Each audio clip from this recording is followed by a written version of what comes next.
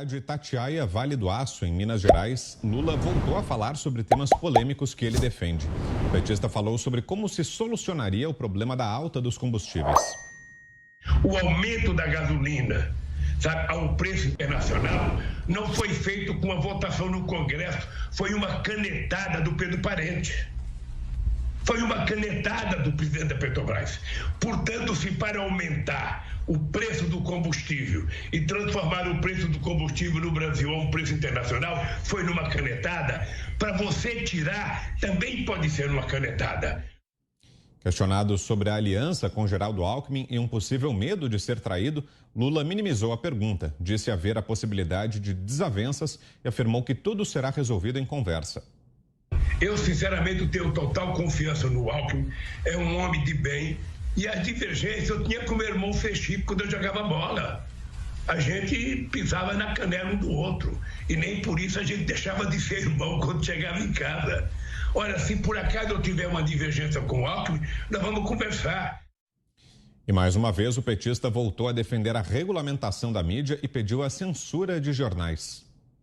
Eu acho que é preciso fazer uma regulação da mídia eletrônica nesse país. A última que foi feita foi em 1962. A gente não tinha 10% dos avanços que a gente tem hoje, sabe, com a internet, com essa loucura, sabe, da mídia, sabe, mesmo da televisão. Avançou muito a televisão. Nós precisamos, então, ter consciência que nós precisamos regular. Você não pode permitir que a internet, que essa imprensa digitalizada, sabe, que é uma coisa nova, fantástica, você não pode permitir que ela se transforme numa base de construção de mentiras. Isso não faz bem para a sociedade, não faz bem para a humanidade. Ao comentar os escândalos de corrupção da Petrobras durante seu governo e de Dilma Rousseff, Lula minimizou os fatos e disse que os ex-diretores da estatal, Paulo Roberto Costa e Renato Duque, é que devem pagar, além de apelar para a amnésia do povo, especialmente dos jovens. Se a Petrobras teve um diretor que cometeu um deslize, esse diretor tinha que ser preso e tinha que pagar pelo que fez. Agora, a Petrobras, meu caro, você tem que lembrar do seguinte, presta atenção, você que é jovem, que tem a mente bem fértil, bem boa, é o seguinte: em dezembro de 2010, eu fiz a maior capitalização da história do capitalismo mundial. O petista afirmou que o Conselho da ONU declarou que ele teve seus direitos violados durante a Operação Lava Jato. O Conselho da ONU, por 17-2, votou que eu fui vítima de uma chantagem política nesse país. Então, as declarações de Lula nessa entrevista concedida hoje, que achou, Augusto? Compensação, 8 juízes disseram que ele era ladrão e lavador de dinheiro. E chefe de quadrilha. O Lula fala na Petrobras. Olha, o Alckmin acredita, né? O Alckmin acredita, as outras pessoas que seguem o Lula acreditam. Isso é coisa de seita, né? Coisa de fanático. Ele não poderia falar em Petrobras. Isso aí é corda em casa de enforcado. Não, ele diz, a Petrobras, eu fiz isso, capitalização, ele roubou a Petrobras. Quase quebrou a Petrobras. Petrobras teve de pagar, teve de indenizar acionistas americanos.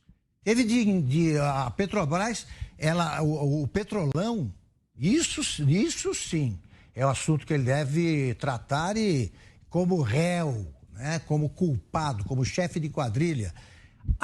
O Petrolão envolveu as empreiteiras que deram dinheiro ao Lula. E ele disse que 2 diretores nomeados por ele, um deles ele chamava de Paulinho, nomeados por ele, né, indicados pelo PT, né, protegidos por figurões do partido que também lucraram com essas nomeações. E ele vai com esse discurso simplório, achando que os jovens são os imbecis. É tratar como imbecil, né? Reescrever a história como quer. Mentiras da internet. Mentira é isso. Ele mente mais do que respira. Tá? Por esse caminho, né? Ele fala em regular a mídia. A mídia o favorece. Ontem, não sei se vocês viram, no Jornal Nacional, um minuto de silêncio. Eles fizeram porque em defesa da liberdade de expressão. Aí quando eles retomam o discurso, eles falam coisas em favor de quem quer regular a mídia. É isso aí. Então, vou repetir, é jornalista, não é jornalista.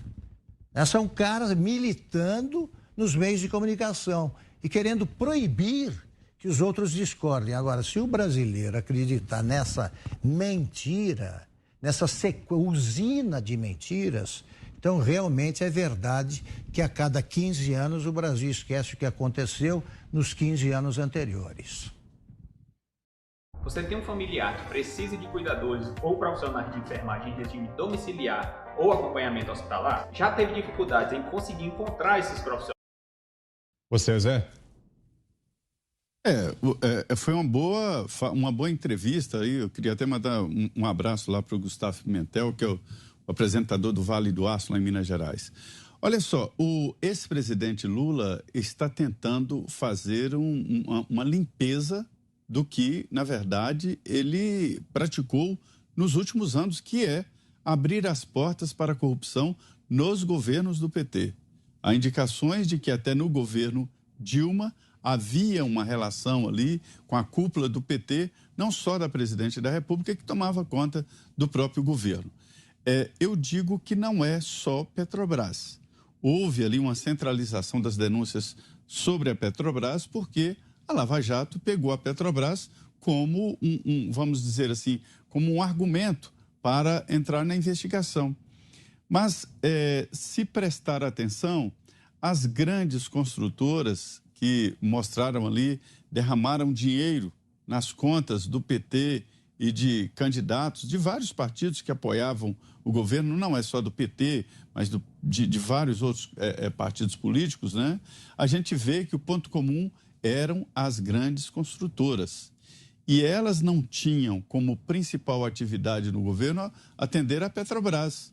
Eram as estradas, manutenção de estradas. A gente vê estradas com recapagem ali que pioram, às vezes, até porque quando tapa um buraco fica um curuco. A gente vê estradas que deterioram rapidamente. Sabe por quê? Porque não houve fiscalização.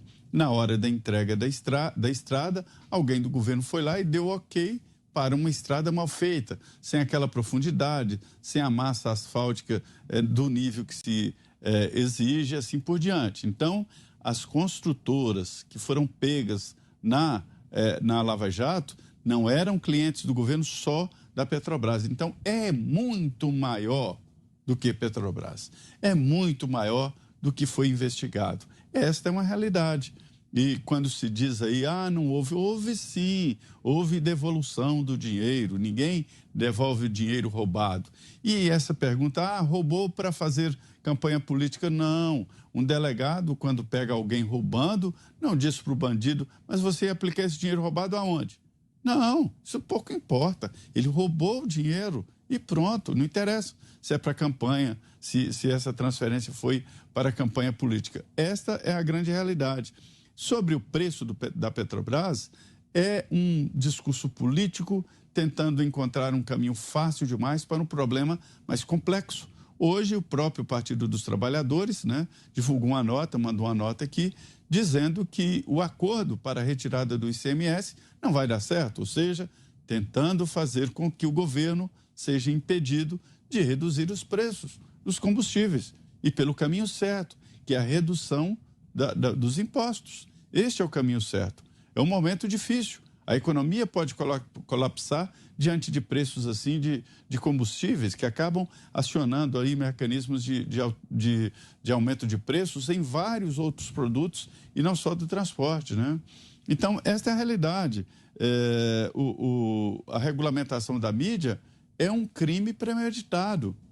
Quando eu falo que é preciso regulamentar vários setores, né, eu costumo exemplificar que é como o trânsito.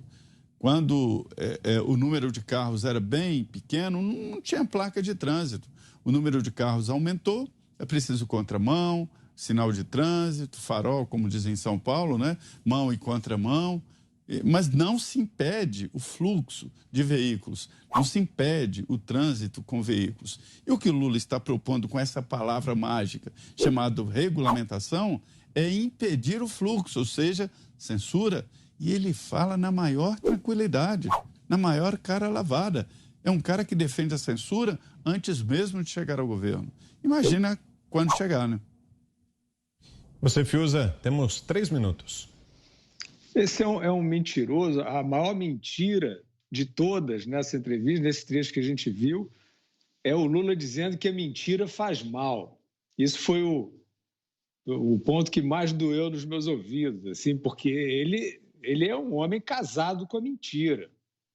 Ele vive uma tórrida paixão com a mentira.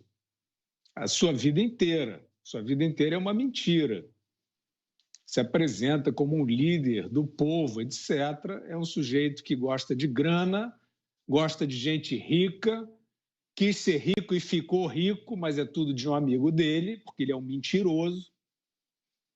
Então, ele diz coisas do tipo... essa história, né? Ele quer regulamentação da mídia e tal. Ele tá querendo que a internet não possa dizer que ele é ladrão, porque ele foi condenado por corrupção passiva e lavagem de dinheiro, em decisão confirmada em tribunal superior. Depois, o Fachin, que é um ex-militante do partido dele, fez uma interpretação baseada no Código de Endereçamento Postal, mas o Fachin não disse, ninguém disse, em lugar nenhum, que o triplex do Guarujá não foi propina. Foi isso que a justiça brasileira disse. A justiça brasileira está calada. A gente sente falta. O Supremo fez uma coreografia em cima de processos robustos, sólidos, bem demonstrados, confirmados em 3 instâncias. Ora, então o STF está atentando contra a justiça brasileira. Que o Fachin não disse, depois o Pleno não confirmou, que o triplex não era propina. Ninguém foi nessa manobra do STF, ninguém disse que a reforma do sítio de Atibaia, de um amigo do Lula, o sítio do Lula que não é do Lula, e que ele vivia lá, tinha pedalinho personalizado, como todo mundo sabe, etc., um mentiroso. Ninguém disse que isso não era em troca do que aconteceu na Petrobras, o pichuleco, como já assinalou Augusto Nunes. O Paulo Roberto Costa era o Paulinho do Lula. E a Operação Lava Jato e seus processos demonstram o quanto estes diretores foram protegidos pelo Palácio do Planalto. Não tem escapatória, não tem conversinha. Isso foi uma quadrilha em ação. Esse personagem é um cara de pau, como não existe talvez no mundo, né? Ele não tem, enfim, ele não tem vergonha